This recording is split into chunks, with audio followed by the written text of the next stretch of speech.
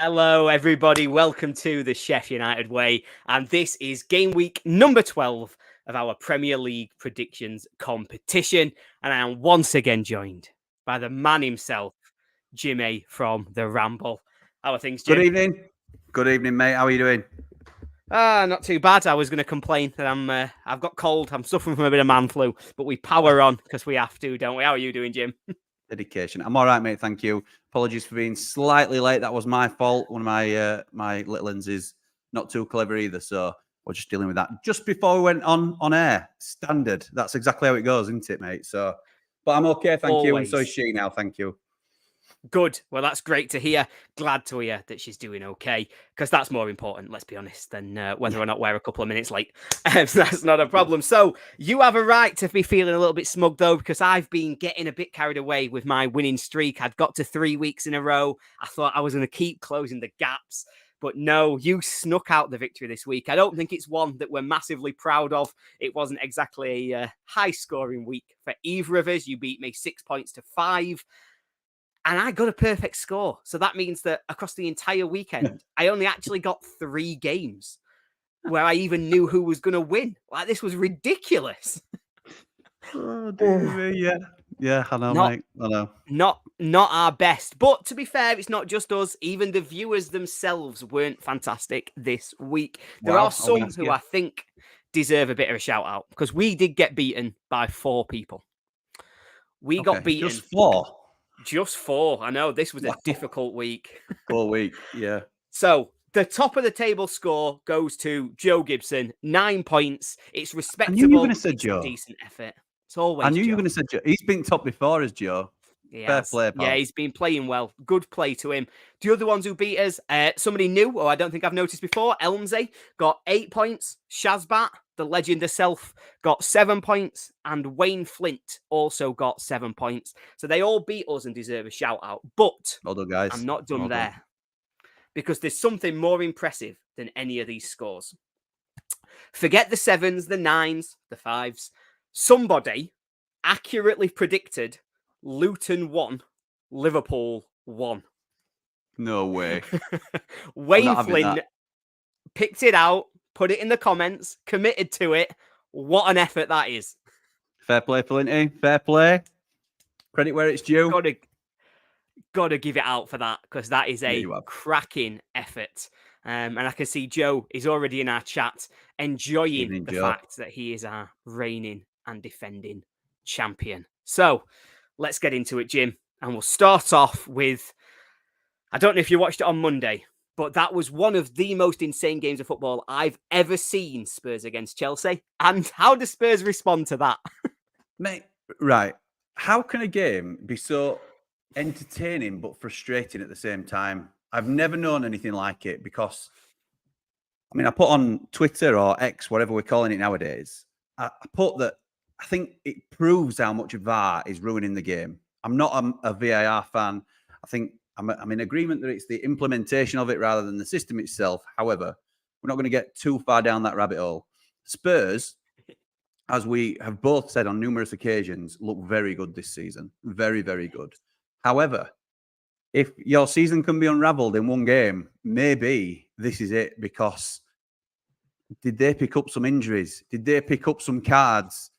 What I think that's Maddison out, Van Ven, or whatever he's called, Mickey Mouse Van Ven. Whoever, they've obviously got Romero out now as well. No defence. Udogie went as well, didn't he? So yeah. So yeah, absolute carnage from a Spurs point of view. The other thing I will say is, obviously, we'll come on to what happened at Bramall Lane. But absolutely, mate, absolutely. But the home team in this game, I thought, looked very poor. Not to take anything away from the Red and White Wizards, but I was very disappointed in Wolves. And I think they're a better side than what turned up at Bramall Lane on Saturday.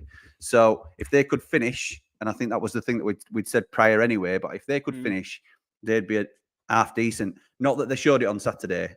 I think they can be really disappointed with how they played. Having said that, I think this will be a shock to the system. I think they'll see this as an opportunity, because Tottenham are now very weakened by what happened on Monday night. And I fancy Wolves to pick up a point here. I think they'll sneak it out. I think they'll bounce back from what was a really poor performance in their eyes last weekend. Mm. And I think Spurs will struggle to put out a side strong enough to come to Wolves and take all 3 points. What do you think, Yeah. mate? No, I think that's fair. I think that's a pretty good summary, to be honest. I think the losses that Spurs picked up in that game will be huge. I think Maddison in particular obviously has had a fantastic season. Udogie has been a standout as well, so they are big losses for them. But I just thought Wolves were so poor in that second half at Bramall Lane. I did think first half they were the better team. I thought at half-time United were probably lucky to have it level, but second half was just so disappointing from Wolves. I mean, I thought they were quite lucky to get the equaliser. It takes a big deflection and there was other things going on around it. And there are question marks over the penalty. They will be disappointed about that. But to be honest, I was so disappointed in them. So I can't really back them to get a point here, even though I completely understand that there are some concerns about Spurs after Monday. So up next, your favourite team, Jim. We get to talk about them early this week. Arsenal against Burnley. Now, we both have seemed to make a pretty big statement about this one, but there's good news in this, Jim. And there's something that matters more than anything else in this game. If Arsenal win this game by 2 goals or more, Sheffield United will no longer be bottom of the Premier League. Hey. And that, I wasn't sure I was going to get to say it again this season. And so I'm delighted with that outcome. And I do think that we will see it come Saturday night. I agree. And to be honest, how poor is that from a Burnley perspective? Because considering we've lost 5-0 and 8-0, minus 13 in 2 games, and they're going to potentially be worse off in terms of goal difference than we are. It's absolutely appalling. Spoiler alert, this week, Ollie got his predictions in before I did. I'd have gone for a 5-zip as well if I'd have had a chance. So fair play, I'll give you that one. But I wasn't going to go for 6. I think that's over egging the pudding slightly. But Burnley are poor. Very, very poor. And do you know what the problem with Burnley is? The problem with Burnley is they daren't make a change. There is no threat to Vincent Kompany at all. Yeah. And that, I think, is a very dangerous mentality. I were on a different podcast earlier in the week, and I asked a Burnley fan, is Vincent Kompany bigger than your club? And he couldn't answer me. He couldn't answer me. And I think if that is your mentality, that the manager is a bigger name than the club itself, you know, they're scared to sack him because who will Burnley be without Vincent Kompany? What an awful situation to be in, because we've talked about how naive he is previously. He's not good enough. Yeah. Burnley's squad is not good. It's admirable, and I get all these pundits praising him for his brave style of play. It's naive. It's naive because they're not good enough as players to outplay somebody like an Arsenal. How they'll go to unless they shut up shop a little bit and play smart. Yes, it's not the most attractive way of doing it, but you're not going to go to Arsenal and outplay them. Even City struggle to do that. So I can see this being comprehensive. Arsenal will fully get back in charge in this game, and I'm hoping for a cricket score, in all honesty, mate. No, and I don't disagree, to be honest. I think that point about Kompany is absolutely huge, to be honest. You know, we've had big question marks over Heckingbottom, who got a very good achievement last season, but we've had the questions coming week after week. But I've not heard anything about Kompany, and I think ultimately, I can't remember. I think it was in our chat, actually, and I think it was our old friend who's with us every week. I know he's not with us live today, but he's been saying himself, with Deitch, would they put up more of a fight than they are doing at the moment? It's too naive. They've got to be able to compromise. It was always my concern with Burnley. I still think there will be some games that suit them. Obviously, at home against Luton, against United, against Bournemouth, those are the kind of games that will probably suit Burnley, where they can try and maybe have a little bit of advantage in terms of the quality of their players. But games like this, they're just going to get battered. And I don't understand why they've not taken any action to try and mitigate against that. You've got to just do the basics right. And yeah, I just don't see anything other than a really comfortable Arsenal win. Yeah, me too. That's the way it goes. So up next, a one that I think we both think will be a little bit closer. It's not often we go for a 0-0. So Palace against Everton. Now, before they drew 0-0 at the end of last season, But before that, this game actually averaged 4 goals a game for 3 consecutive seasons. You had 4-0s, 3-1s, 2-2s. It was one of them where it just seemed to consistently always throw up a really good result. Now, I don't think either of us see that happening this time. In terms of the stats so far, both of these teams average around 1 goal per game. They're both underperforming their XG so far this season. And to be honest, I think they're just 2 mid-table teams playing against each other. And that tends to be a bit of a drab affair. So I'm going 1-1. Why do you think that neither of these teams could hit a barn door, Jim? I think drab covers it, mate. I would have gone for a 1-1 had you not already pipped for it. I can't really split them, if I'm honest. I think Everton are in slightly better form than Palace, although Palace got a good result at the weekend. I don't think either team are full of goals, but I don't think it's going to be up there with a 2-2. So I think they'll cancel each other out. I think Everton will start to pull away now from the relegation zone, picking up the odd point here and there. In games like this, I think they'll see as a vital way of, even shutting up shop. Classic Sean Dyche. Let's come away with a point, and that's another one towards survival. And they'll start to pull away from the bottom 4 now, I think, because I know obviously the bottom 3 is the relegation zone, but we're in a league of 4 in terms of the 3 teams that will go down. No, I completely agree as well. And I've just left this one screen because it's nice to see Joachim back. I've not seen him in chat for a few weeks, so it's great to have him here with us as well. I'll also shout out Dan Yallop, who was with us a lot, and it's always great to have him back in the chat.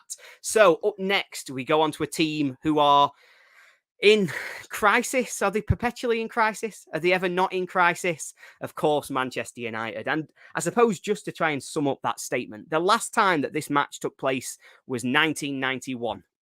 Manchester United won it 5-0. Since then, one of these 2 teams has gone to non-league. They've gone to the brink of extinction. They've come all the way back up, got back to the Premier League. The other one has won, 13 Premier League titles? They've won 2 Champions Leagues. And then you look at this game, and I genuinely, I've gone for a Man U win, but I have no confidence in it. I think this is going to be another one like last week against Fulham, where they limp over the line. Ten Hag just about keeps himself in a job, and the Man U saga just rolls on and on and on. Whereas Luton, I thought they were brilliant against Liverpool last week. They've ridden the luck a little bit, but come on, how impressive is that to have taken the lead, to have only been pegged back in the 95th minute? I do think they'll give Man U a really big scare here, but you just can't back them at Old Trafford. You keep saying how good Luton are and how impressed you are with Luton. I think you've picked them to lose every single week, haven't you, mate? Every week. Yeah, they'd be on fail. 0 points if I was predicting, and that was all that matters. You're fooling nobody. Yeah, I know. No, I agree. I think they're a good side. I think these are our biggest threat, to be honest. I think they're the ones that we're closest to, but I think people are going to be surprised at how well Luton got and how long they hang in there for. I would probably best say this season, because they're not as bad as people think they are. And I think they showed that against Liverpool at the weekend. Having said that, I think Kenilworth Road is a big equaliser for them. I don't think big teams necessarily come in. It feels like a cup tie whenever they're playing in the league. I think going to Old Trafford and performing is completely different. So I think Man U are coming into a favourable run of fixtures for them. Us included. Obviously, we were involved in that.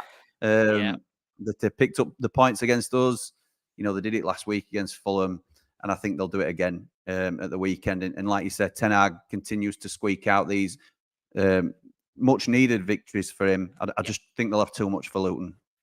I say unfortunately. At least I'm in a strange space at the minute, because I really like watching Luton. And I think them having a go, it reminds me a little bit of how we've been in the Premier League in years gone by. I won't mention the manager who should not be named.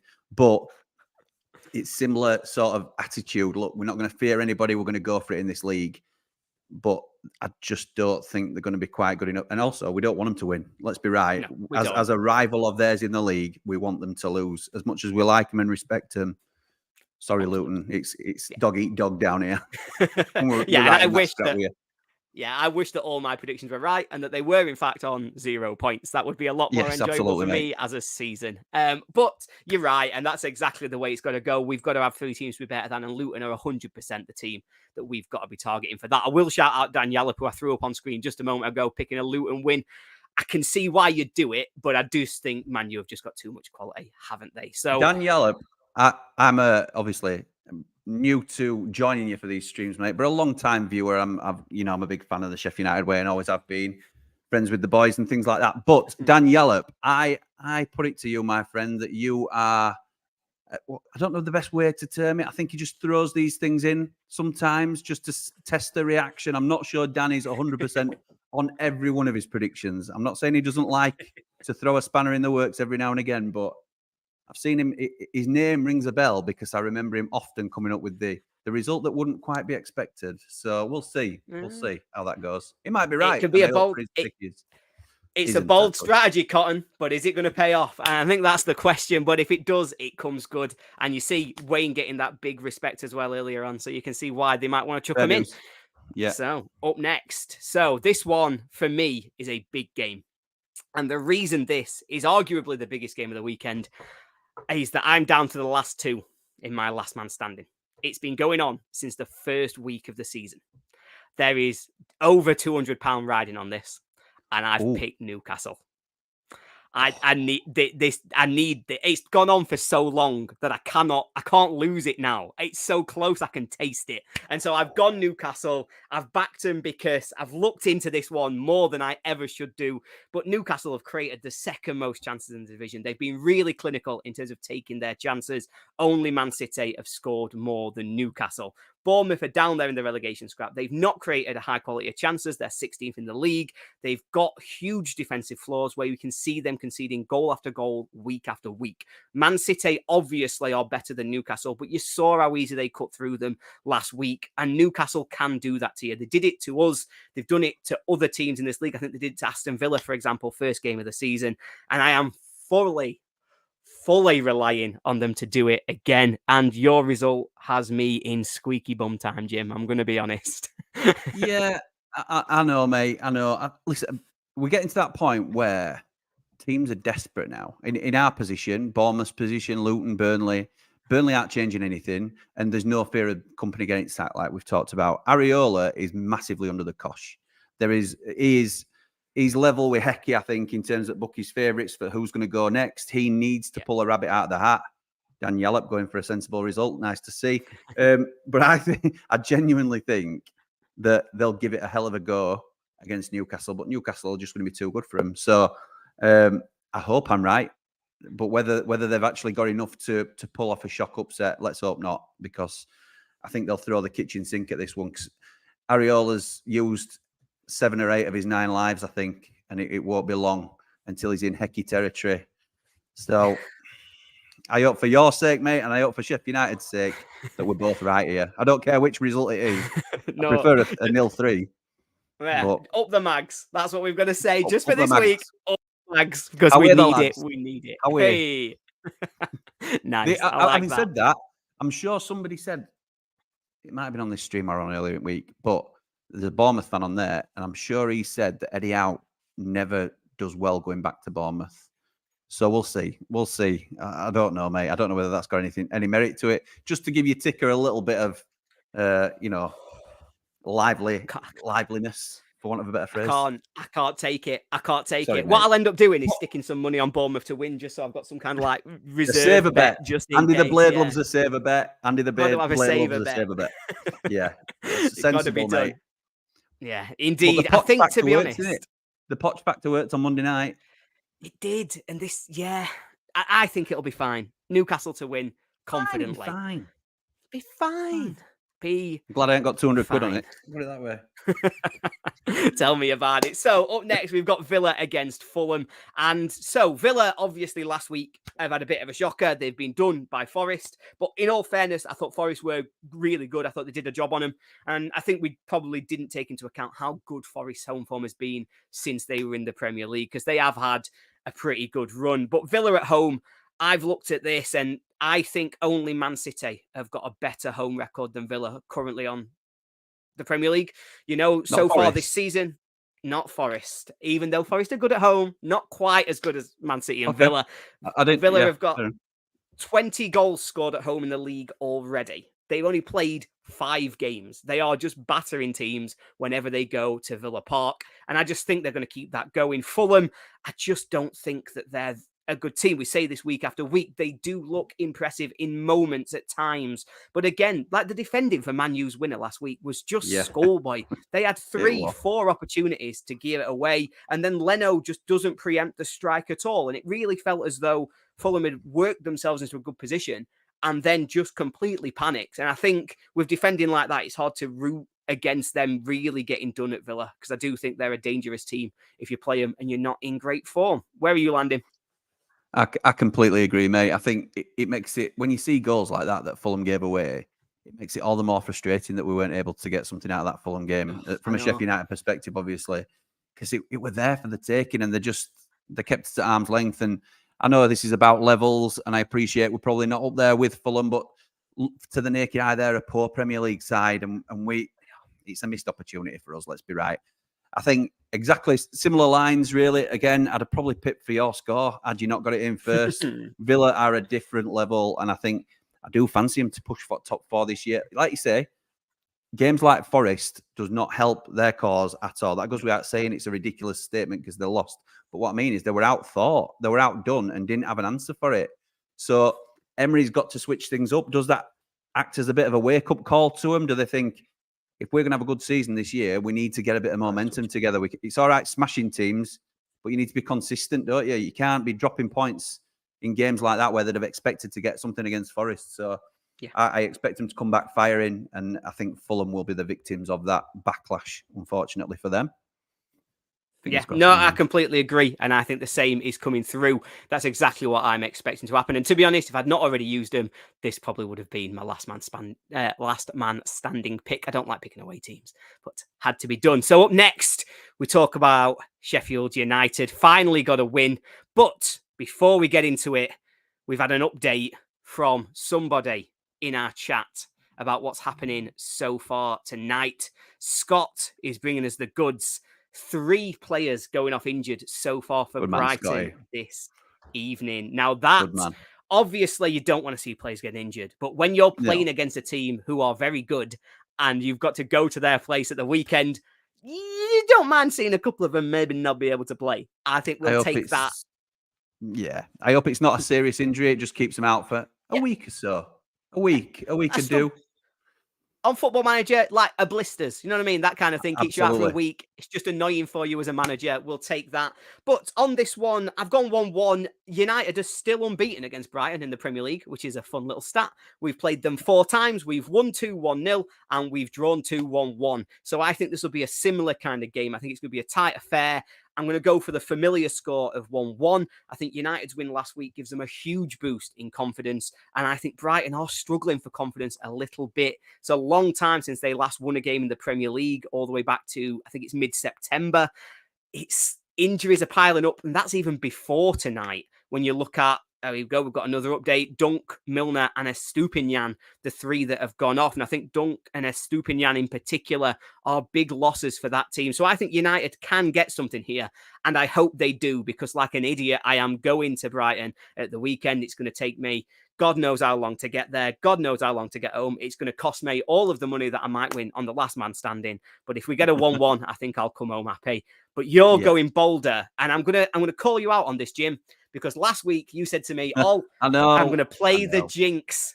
And United won when you played the jinx, Jim. And you've gone back to picking us to win again. I'm sorry, mate. And you're right. That's exactly what's happened. I can't do it. I can't keep betting against United. It's the first time I've done it all season. And I want, obviously, my heart is really my head once again. I can't do anything about it, I'm afraid. I'm ridiculously excited. Hecky in. Sheffield United for Europe. We're going to win the league. We're back on that delusional train, aren't we? So look, it's all right to get excited once we have a good result. I think it's turned the whole feeling of the club. And if we can keep that little wave of momentum going, I would take your result all day long, because I think a point at Brighton is always good no matter who you are. But I think with the way things are lined up with their injury crisis, there is an outside squeak of a chance that a momentum-fueled Sheffield United can roll into town and nick all 3 points. And if we can you imagine? Can you imagine the scenes? Well, you'll be Oh, part of those scenes, won't you? my train home will So be a right mess. If United win this game, I'm not going to work on Monday. I think I can say that. I hope nobody from work's watching, but that's exactly what'll happen. no, I'm not saying that I'm wholeheartedly all in on this. This wouldn't be my banker, spoiler alert, but I'm just trying to picture in my head, can you imagine if this happens? Can you imagine if we end up It'd be outside so good. of the relegation zone going into international break? I know, not even What? that, but then obviously the games when we come back, so we beat Wolves, we go and get a positive result against Brighton. I would say a positive result is a draw or a win. I'd take either of those. I think that would be a good result away from home. Yeah. We've then got back-to-back Bournemouth, Burnley at Bramall Lane. And this is a real opportunity for United to actually generate some momentum. And that sounds ridiculous to say, given where we were a week ago. But genuinely, I am excited at the minute. I can't wait for the next I game. know. And it's amazing how much of a difference a win can make, because all of a sudden the sun comes out and the birds are singing and I'm in a good mood. So it must be a special, special time. Cameron Archer, baby. Cameron Archer. I know he had Top my boy. God, just anywhere within 25 yards at net, just shoot. Shoot. Just Shoot. shoot. That's what you've got to do. Right, we'll get carried away if we keep talking about United. So I will move us on to Liverpool, and I'm going to apologise to everybody in advance because Joe Gibson has given us an update on the Liverpool score, and it's given me the opportunity to tell a really atrocious joke. You know what, Jim? When they were 2-0 down, I really thought they were going to lose. Anyway, so moving on from there, we've got an absolute shocker. So this is an exciting game for me. And I think that these are two teams who match up against each other so well. It's 14 goals in their 4 games since Brighton have been promoted to the Premier League. It just makes it such an exciting open game because they're two teams who are going to press, who are going to attack, and they're going to do everything that they can. We talked about Luton earlier. Ultimately, I think we all have to say that Liverpool were probably unlucky last week. If Darwin Núñez wasn't just a really weird footballer, they very easily would have won that game. And I think they'll make up for it here. I do think they'll take the chances when they come because Liverpool aren't the kind of team that are going to keep missing chances and chances and chances. Be a fun one, but yeah, home win, fairly confident. Yeah, I mean, I completely agree. I was going to use a similar example, actually. I see this in the similar vein to the Villa-Fulham game in terms of Villa wasted an opportunity last week, and I think Liverpool will see it as a wasted opportunity to drop points against Luton. And I think Brentford will be on the losing end of this. It's one of the few that when I saw your score result, it's not one that I'd have pinched first myself. I think it's not going to be quite as tight as you think, but it will be an open game, which always gives Brentford a sniff. Can't count them out. I think I wrote them off a little bit early because of the Ivan Toney factor. They'd lost the keeper, who's obviously having a shocker now at Arsenal. But I thought they'd significantly weakened themselves with 2 of their key players leaving. But they've continued to scrap and claw and get some points on the board. And they're still a competitive Premier League side. So I'm not writing them off completely in terms of the season. But in terms of this game, I think Liverpool are going to be too much. And I think they'll come out and try and right the wrongs of last weekend, if I'm honest, and Brentford will be on the wrong end of it. No, I completely agree, if I'm being honest. So we come to West Ham United against Nottingham Forest, and we've already had it in the comments. Cannot wait for you pair to say that West Ham are going to beat Forest. And you know what? You're not quite right, because of course, while Jim has gone for a Forest defeat, I actually have gone for a draw here. I think this is 2 bottom teams in terms of the XG, 2 bottom teams in terms of the chances they're creating. They're both running a bit hot on the finishing, but I don't think it's sustainable. So just boring. Forest haven't scored in their last 3 away games. West Ham aren't particularly creative. Just a boring old 0-0. So Jim, go on. Tell me why we don't like Forest.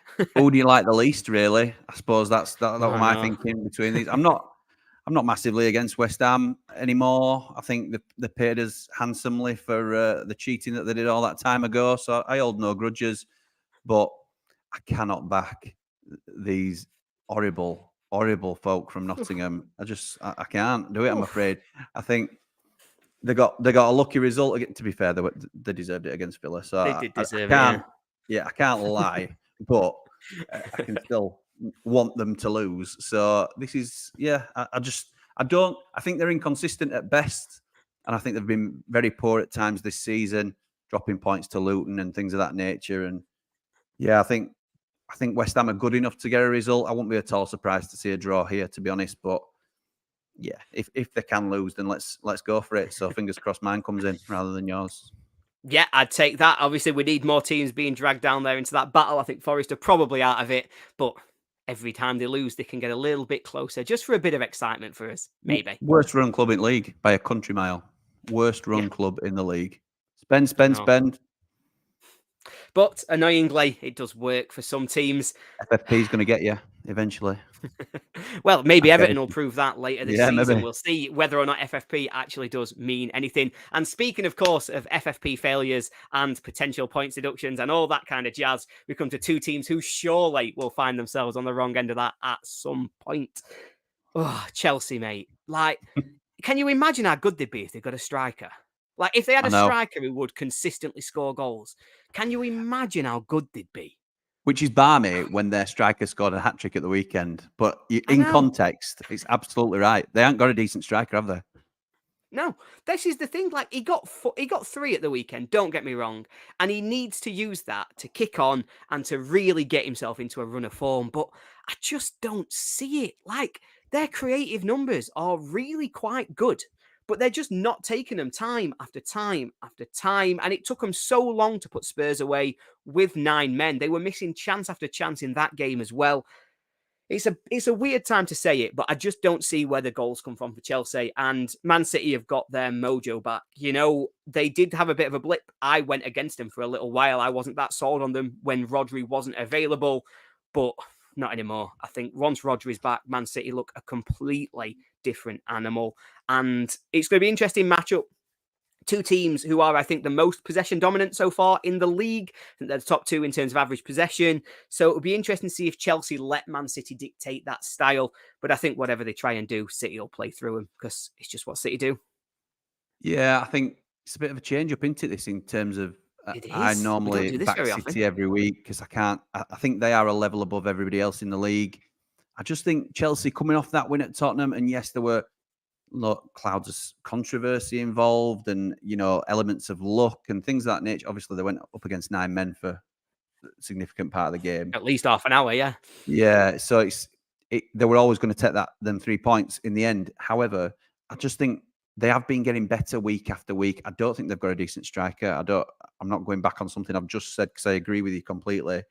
But I think they do create a lot of chances and they tend to up the game a little bit against the better teams. And I think I can see them getting a draw here because they're at home. If they were going to City, I think it's a formality, but I think they will have enough to get a point. Whether they do or not, I wouldn't be surprised at all to see your score come in. But yeah, I think they've got enough to get a point. So we'll see. We'll see how they get on. Yeah. Yeah, I think it'll be a good game. And it's not a bad game to end the weekend before the international break. No. So, of course, we need to now come to what are our bankers. I will start us off, and I think everyone knows what my banker is going to be. I've not gone with my last man standing pick, and I've instead gone for Arsenal to beat Burnley. I think this is the most nailed on result of the weekend. 5-0 obviously is pushing it a little bit far, so it's probably unlikely I'm going to get that perfect score. But stranger things have happened. I've seen Arsenal score 5 once this season already, so let's not say they definitely won't do it again. I'll call it out on air because not only did you get your predictions in first, you jumped in with your banker first as well, which normally you give me the gentleman's courtesy of. If you put your predictions in first, you'll let me go with first banker. You knew I'd have gone with Arsenal.